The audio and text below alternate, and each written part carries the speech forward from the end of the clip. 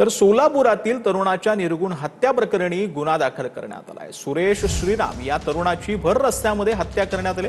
सर्व आरोपी अटकेत आहेत। आरोपींनी इंस्टाग्रामवर स्टोरी ठेवत तरुणाची हत्या केली होती।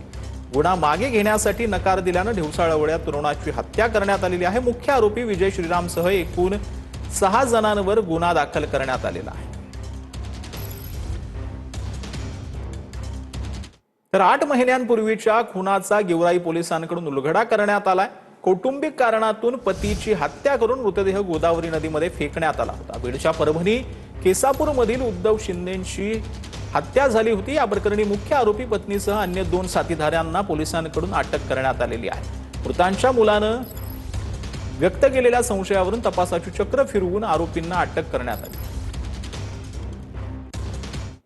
तर तुळजापूरमध्ये कृष्णा रसाळ या तरुणाची हत्या करण्यात आली। आरोपीवरील कारवाईसाठी मृतदेह पोलीस ठाण्यात आणलेला आहे। आरोपींवरील कारवाईसाठी मृतदेह पोलीस ठाण्यात आणण्यात आला। तुळजापूर पोलीस स्टेशनमध्ये मृत मुलाच्या नातेवाईकांची गर्दी पाहायला मिळते।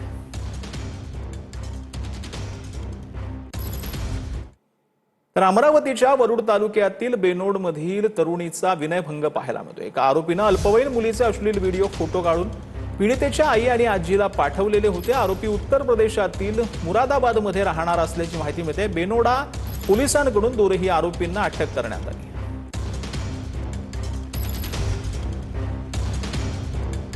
जन्मदाता बापानेच मतिमंद मुलीवर अत्याचार केल्याची घटना उघड झालेली आहे। लातूर जिल्ह्यातल्या जळकोट तालुक्यातील एका गावामध्ये ही घटना घडलेली आहे। अत्याचारातून पीडिता गर्भवती राहिल्यानंतर आता आरोपी बापाला अटक करण्यात आलेली आहे। मतिमंद असल्याचा गैरफायदा घेत वर्षभरापासून अत्याचार करण्यात येत होता। मतिमंद मुलगी असल्याने तपासात अडचण येत होती, मात्र पोलीस तपासातून आता सत्य जे आहे ते उघड झाले।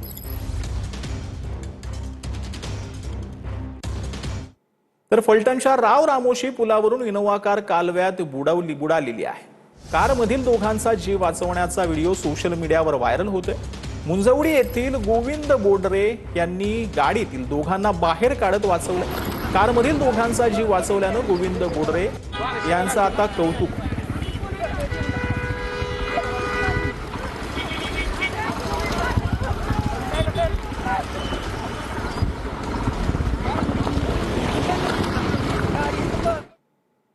तर आता बातमी आहे पवईमधून। पवईतील IIT परिसरामध्ये हिट अँड रनचा प्रकार समोर आलाय। भरधाव वेगातील क्रिएटा कारची 4 जणांना धडक पाहायला मिळते। 4 जखमींवर रुग्णालयामध्ये सध्या उपचार सुरू आहेत। आरोपी कार चालक पोलिसांच्या ताब्यात आहे। तर पवईमध्ये हिट अँड रन भरधाव कारची 4 जणांना धडक पाहायला मिळते। 4 जखमींवर रुग्णालयात सध्या उपचार सुरू आहेत। आरोपी कार चालक सध्या पोलिसांच्या ताब्यात असल्याची माहिती मिळते। हा हिट अँड रनचा प्रकार समोर आल्याने खळबळ माजली। तर आता बातमी आहे जालन्यामधून। जालना शहरातील मंटा चौफुली येथे दुकानाला भीषण आग लागली। जवळपास 6 ते 7 दुकानं आगीच्या भक्ष्यस्थानी सापडली आहेत। आगीचं कारण अद्यापही अस्पष्ट असून आग लागल्यानंतर दुकानातील गॅस सिलेंडरचाही स्फोट झाला।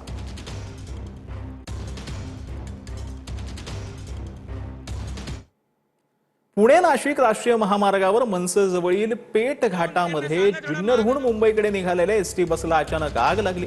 परिस्थितीचं गांभीर्य ओळखून चालक भगवान सुभाष मस्के यांनी बस रस्त्याच्या कडेला घेत प्रवाशांना खाली उतरवलं। त्यानंतर बसमधील अग्निशामक सिलेंडरचा वापर करून आग आटोक्यात आणण्याचा प्रयत्न केला। चालकाच्या प्रसंगावधानामुळे सर्व प्रवासी सुरक्षित बचावलेले आहेत। रायगड जिल्ह्यातील मानगाव एकता HP पेट्रोल पंप परिसरात इंधन तुटवड्याची गंभीर परिस्थिती निर्माण झाली आहे। 4 तास पेट्रोल आणि डिझेल उपलब्ध नसल्याने वाहनधारकांना मोठ्या अडचणींचा सामना करावा लागतो।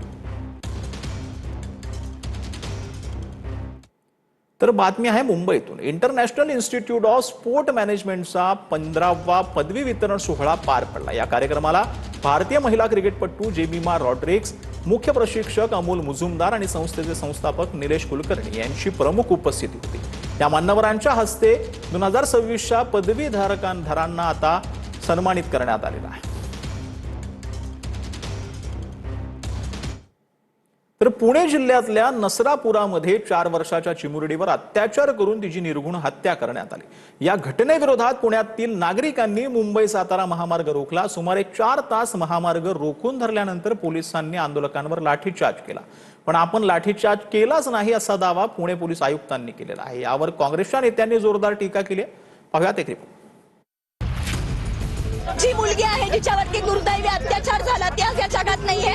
त्या मुलीच्या वडिलांना कॉलरला धरून त्यांनी उचललं। ते पोलीस घरच्यांना उचलून बाहेर काढत होते। बलात्काराचा जर एन्काउंटर करण्याची हिंमत असेल ना महाराष्ट्र पोलीस मध्ये तर नाक घासू त्यांच्याजवळ सगळे। नसरापूरमध्ये अल्पवयीन मुलीवर झालेल्या अत्याचार प्रकरणानंतर आंदोलकांनी जवळपास 3 तास मुंबई सातारा हायवे अडवून धरला। पोलिसांनी आंदोलकांची समजूत काढण्याचाही प्रयत्न केला आणि शेवटी काही आंदोलक हत्या झाली होती। या प्रकरणी मुख्य आरोपी पत्नीसह अन्य 2 साथीदारांना पोलिसांकडून अटक करण्यात आलेली आहे। मृतांच्या मुलानं व्यक्त केलेल्या संशयावरून तपासाची चक्र फिरवून आरोपींना अटक करण्यात आली। तर तुळजापूरमध्ये कृष्णा रसाळ या तरुणाची हत्या करण्यात आली। आरोपीवरील कारवाईसाठी मृतदेह पोलीस ठाण्यात आणलेला आहे। आरोपींवरील कारवाईसाठी मृतदेह पोलीस ठाण्यात आणण्यात आला। तुळजापूर पोलीस स्टेशनमध्ये मृत मुलाच्या नातेवाईकांची गर्दी पाहायला मिळते।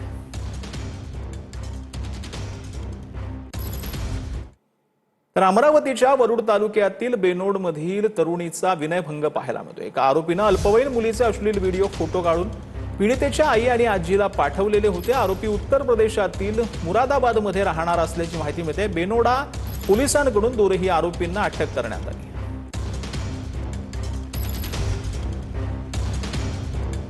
जन्मदाता बापानेच मतिमंद मुलीवर अत्याचार केल्याची घटना उघड झालेली आहे। लातूर जिल्ह्यातल्या जळकोट तालुक्यातील एका गावामध्ये ही घटना घडलेली आहे। अत्याचारातून पीडिता गर्भवती राहिल्यानंतर आता आरोपी बापाला अटक करण्यात आलेली आहे। मतिमंद असल्याचा गैरफायदा घेत वर्षभरापासून अत्याचार करण्यात येत होता। मतिमंद मुलगी असल्यानं तपासात अडचण येत होती, मात्र पोलीस तपासातून आता सत्य जे आहे ते उघड झालंय।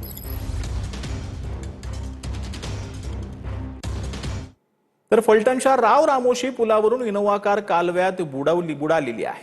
कारमधील दोघांचा जीव वाचवण्याचा व्हिडिओ सोशल मीडियावर व्हायरल होतोय। मुंजवडी येथील गोविंद बोडरे यांनी गाडीतील दोघांना बाहेर काढत वाचवलं। कारमधील दोघांचा जीव वाचवल्यानं गोविंद बोडरे यांचं आता कौतुक।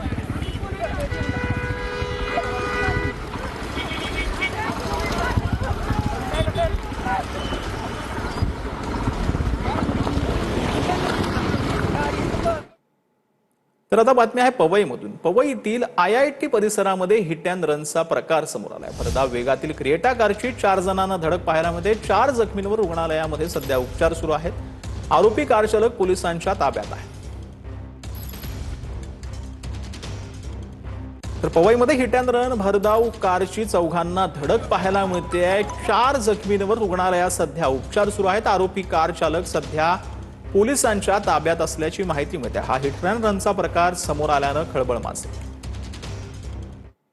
तर आता बातमी आहे जालन्यामधून। जालना शहरातील मंटा चौफुली येथे दुकानाला भीषण आग लागली। जवळपास 6 ते 7 दुकानं आगीच्या भक्ष्यस्थानी सापडली आहेत। आगीचं कारण अद्यापही अस्पष्ट असून आग लागल्यानंतर दुकानातील गॅस सिलेंडरचाही स्फोट झाला।